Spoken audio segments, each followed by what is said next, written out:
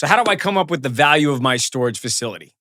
Most storage facility owners don't have an idea of what the real value of their facility is worth. Most self-storage owners have no idea what the facility is truly worth. They guess. They rely on old formulas, or they're going to compare themselves to another facility that looks similar, but it's performing completely different. So if you're thinking about selling your storage facility or just even considering it, you need to know what the serious buyers are going to do to calculate the value.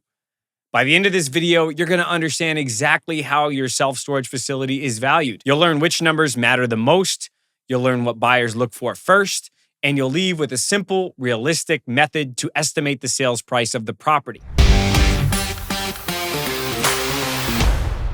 So self-storage facilities' value are based on income, not the size of the building, not how many doors you have, not what the facility down the street sold for 5 years ago. Your property's value comes from your net operating income and the cap rate that buyers are using in your market, period. Storage is valued on cash flow. The two pieces of the foundation of every serious buyer's valuation is going to be cap rate and net operating income. So when buyers evaluate your storage facility, they're going to focus on three main areas.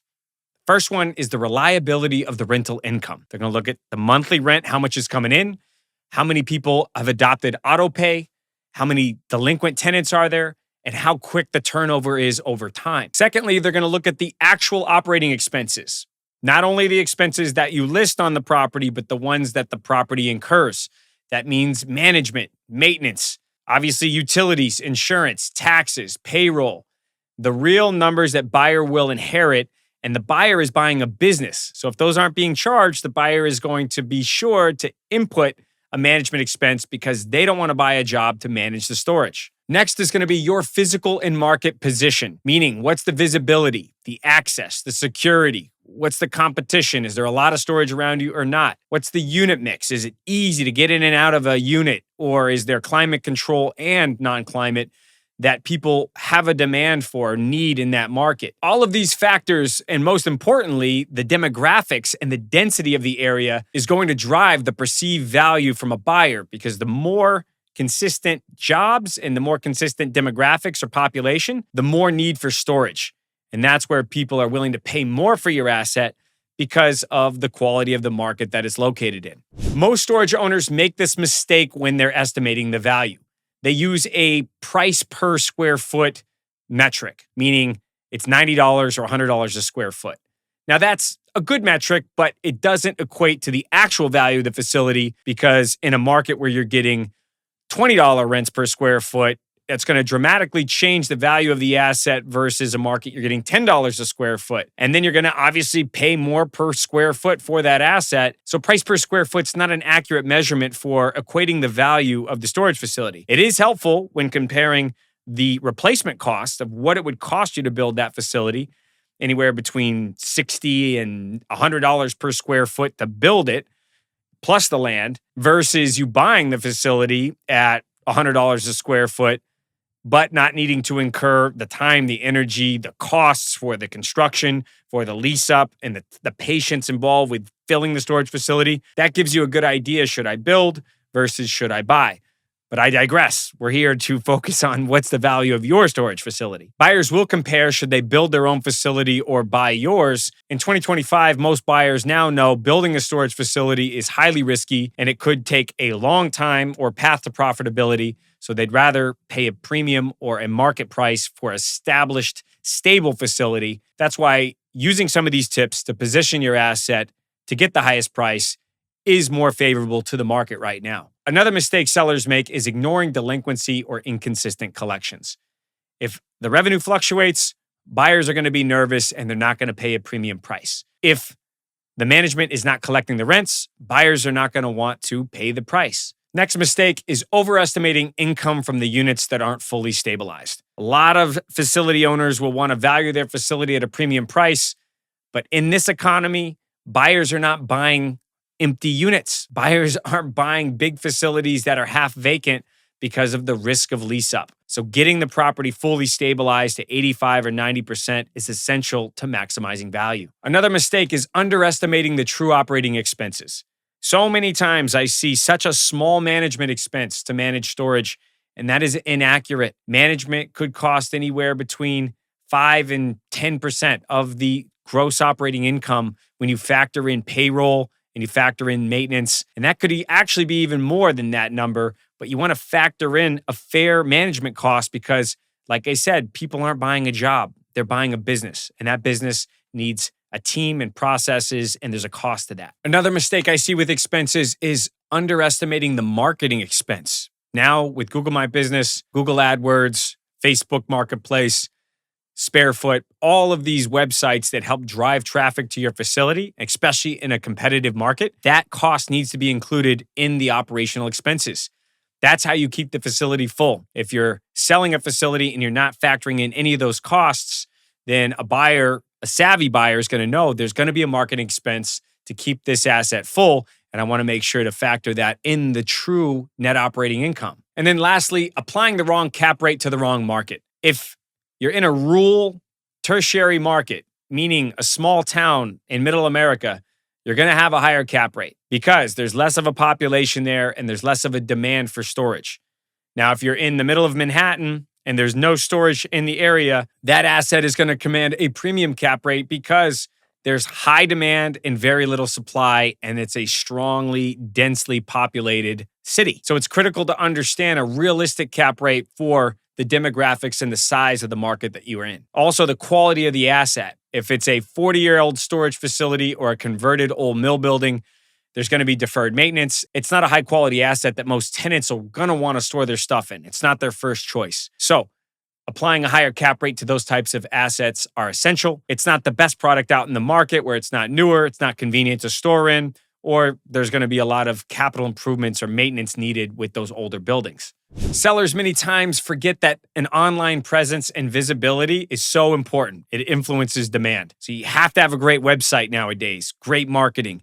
And so many owners don't invest in the marketing and they're leaving money on the table. With a few small tweaks, you can improve the marketing process and dramatically increase the revenue. And if buyers don't see that you are marketing the property effectively, or the marketing's poor and it's affecting your bottom line, that ultimately is going to affect the value of the storage facility that you're selling. Because ultimately, it's about getting the highest market rent you can. And without marketing, you're not going to have the pipeline of tenants that are going to eventually want to move in the facility at the highest price. Here's the smart self-storage owner approach. If I were valuing your storage facility today, this is the exact process I would use. So number one, you want to calculate the true net operating income. So take the gross annual income, subtract the real operating expenses, including management, including marketing, and you're going to exclude any mortgage or debt payments because that doesn't matter when factoring in the value of the facility. And buyers are going to look at what the performance of the facility is itself based on the net operating income number. And then next, you want to evaluate the stability of the income. So high auto pay adoption. Are people on that auto pay feature? Low delinquency, strong occupancy, around 88 to 90% is ideal. These factors are going to increase the buyer's confidence and support a strong value. Third, you want to understand the market cap rate. Buyers are going to look at the location, the competition, the demographics, the convenience of the facility. Strong markets demand lower cap rates. Big cities, lots of population, lots of apartments, and very little space is going to demand a low cap rate, especially if there's barriers to entry and new storage facilities can't be built. In some markets, similar to Dallas, Texas, where storage can be built everywhere, the cap rate's not going to be as low, and there's going to be a higher cap rate because of all the competition and because of all the potentially new facilities that are coming on market that is going to drive pricing down. So cap rates can vary. It's important to talk to brokerage teams. You can talk to us at Patriot. You can talk to appraisers. They can give you an idea of what the accurate cap rate would be for your facility. So next, we're going to apply the income formula, take the net operating income, divide it by the cap rate. That's going to give the valuation of the property. This is the core of how self-storage buyers underwrite your deal. So you want to factor in the premium elements on top of that. Facilities with strong visibility and signage with a clean presentation, where it's secure, where it has a strong brand reputation in the area. Buyers are going to pay more for facilities where there's a little room to raise rents in that market. They're going to pay more for capacity for expansion on the site if you can add more units. Simple, documented operational processes and bookkeeping are going to help a buyer pay more on the price. All these items will give a buyer confidence to pay a premium cap rate for your asset. Over my career, I've bought in over 100 storage facilities. And as I've evaluated them, I've seen owners overestimate the value because of these particular things. First, they didn't have organized books. They had a piece of paper or a legal pad and had income and expenses. Without an accurate rent roll, without an accurate trailing 12 months of income and expenses, most buyers are not going to analyze the facility and put a premium price on it. The less organized the books were, the lower the price. And then that also equated to poor collections. A lot of owners didn't have good leases in place, they had lower occupancy, and they weren't collecting on time. And these things all factored in where a buyer didn't want to buy their facility because of the risk, at least for the price that they were asking. Also, sellers didn't factor in making some of the major physical upgrades needed, where the paving was dilapidated. They didn't want to pave it. The painting was poor and the quality of the asset looked poor. So buyers didn't want to buy the asset and tenants weren't that interested in storing there because it looked like a haunted house. The signage was outdated and the perception of the facility was it was a discount bargain basement priced facility where buyers weren't going to pay. The fencing was damaged or it looked like you were outside of a prison where updating the fencing and landscaping is such a simple improvement that would help the appearance and then also increase the value. Now, I'm not saying buyers value the asset based on only appearance, but some of these simple things can improve business operations and then in turn increase the value of the offers you're getting on the storage you're selling. If your goal is to sell, clarity is everything. So first, get to know what the net operating income is. Over the last 12 months, calculate what that number is and factor in true expenses. Then get to know what a fair cap rate is for your market and your asset. And reach out to us if you have any questions on determining what that cap rate is. And then understand how buyers interpret the stability of your operation. You want to share with them if you have a well-run storage facility with organized books and predictable income, that you are going to command a premium because a buyer knows the stability of that income and the business operations are streamlined and in place. If all those elements are in place, now you're able to sell your storage facility in a tight timeline, anywhere between 45 and 90 days, and you won't have to wait around continually working with buyers that are going to cancel the contract because they're unsure or unprofessional because they think they're getting a great deal on a mismanaged value-add asset.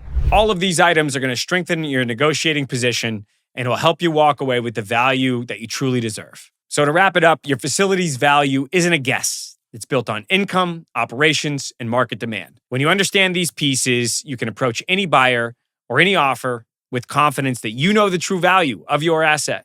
So if you want to know what your self-storage is really worth, reach out to us at Patriot Holdings, and I'll get you in touch with our head of storage. They can help you analyze the income, review the market that you're in, and then also give you a free letter of intent so you can see what that true valuation is today. There's no pressure. It's not about getting you to sell. It's just giving you clarity. That way you have a direct path so you can get the strongest sale price possible.